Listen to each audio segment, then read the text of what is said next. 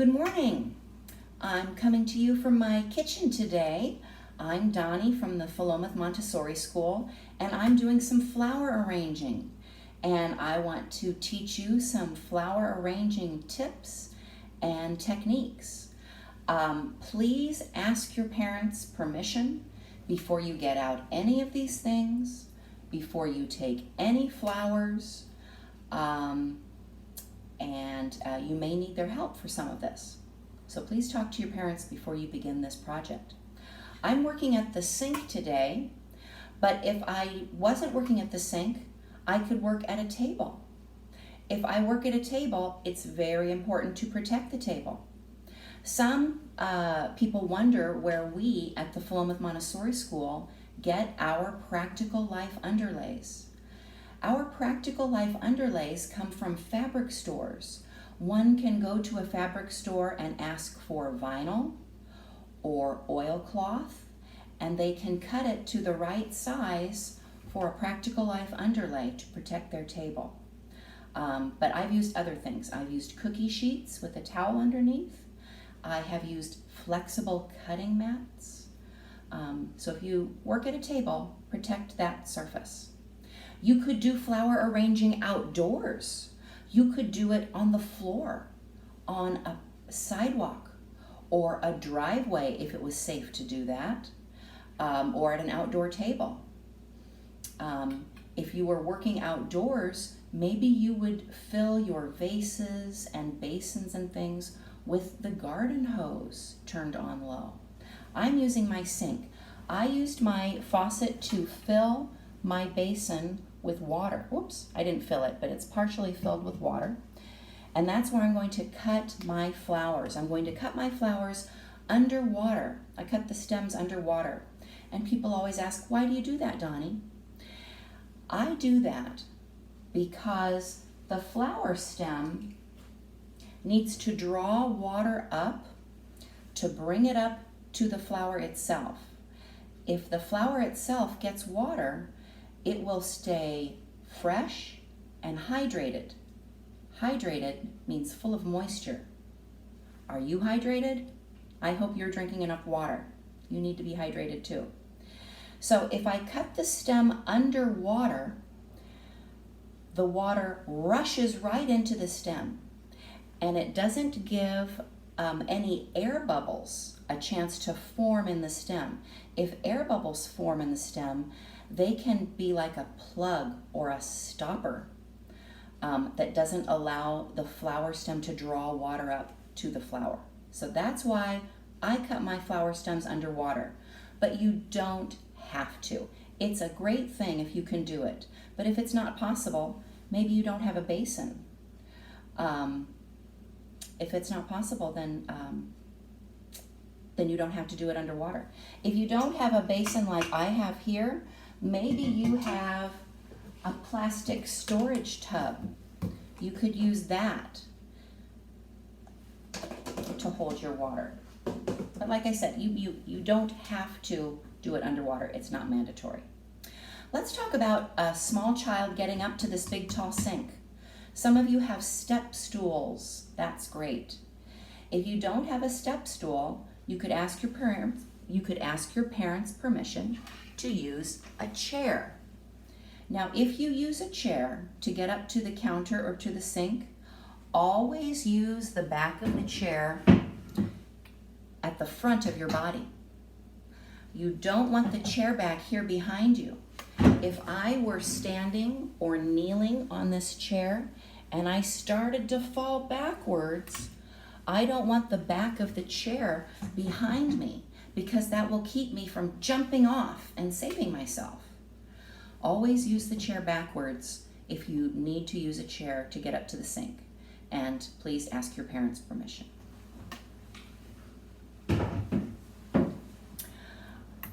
I have filled this vase with water already, and I'm going to cut these calla lily stems underwater.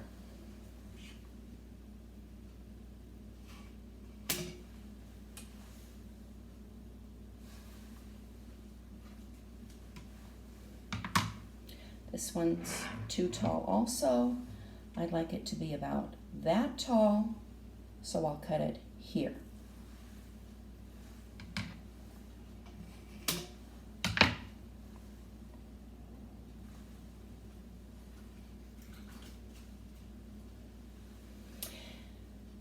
Many flower designers tell us that it is good to use odd numbers in your flower arrangements, that odd numbers are more appealing than even numbers.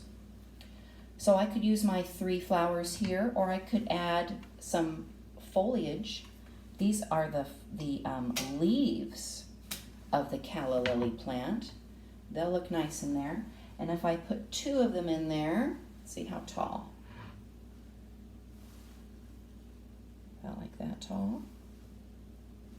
If I put 2 of them in there, I'll have 3 flowers and 2 leaves, which gives me 5, which is an odd number, which is supposed to be very appealing.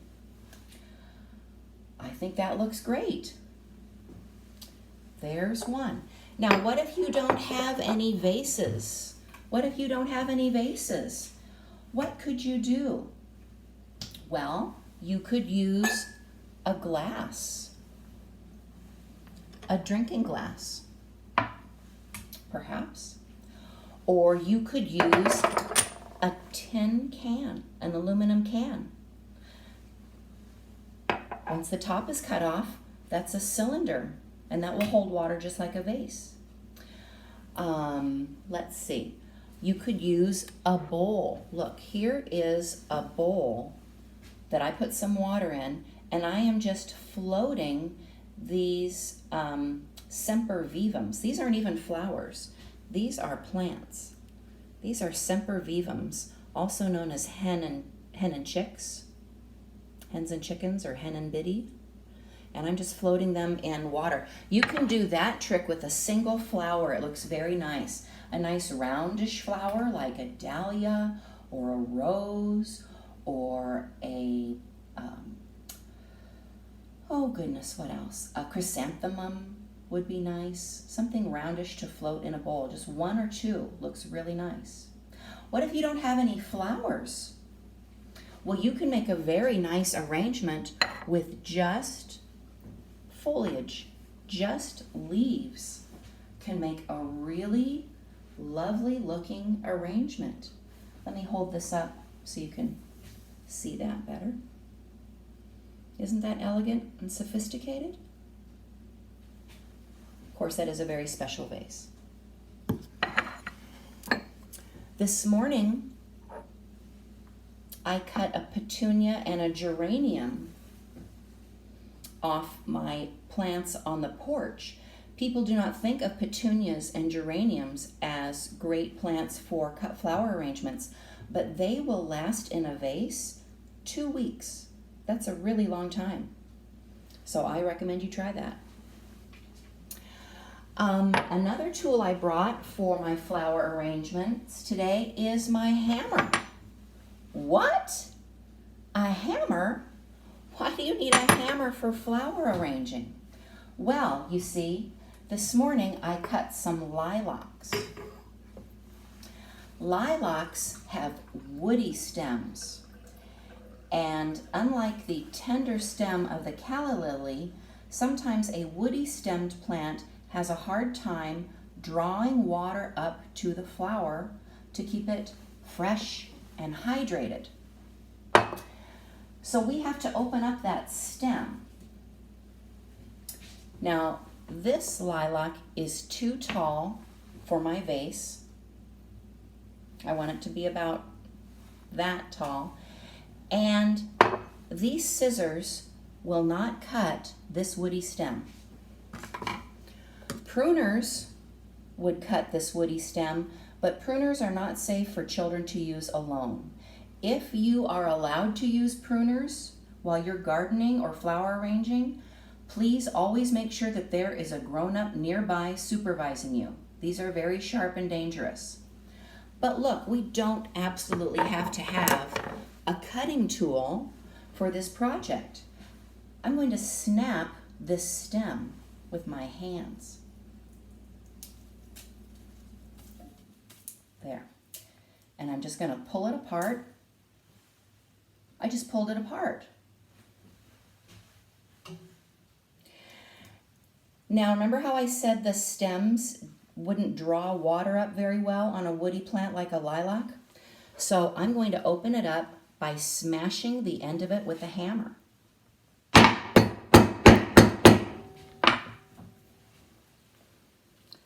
See how I opened that up? Now it will really draw up a lot of water. Let's do it again.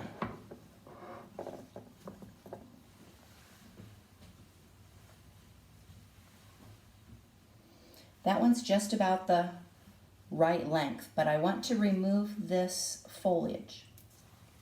And I can just pull that off. And now I'm going to smash the end with my hammer.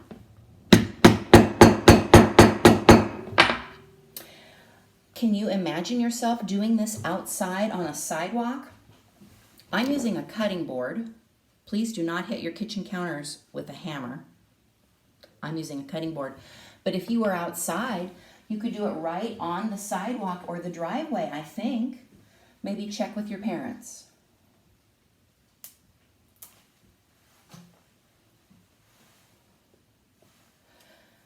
Ask a grown-up to cut the lilacs for you, to cut them off the tree, off the bush. And then you can snap them to the proper size yourself, I think. I'm going to snap this one a little bit shorter.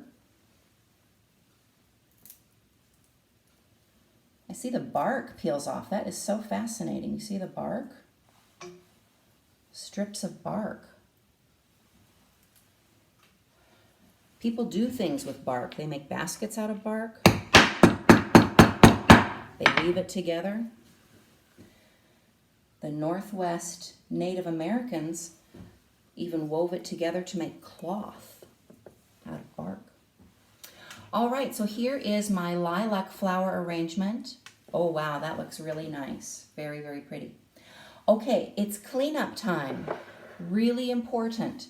All of my debris, my leaves, my stems, they'll go to the compost. My water I will pour out.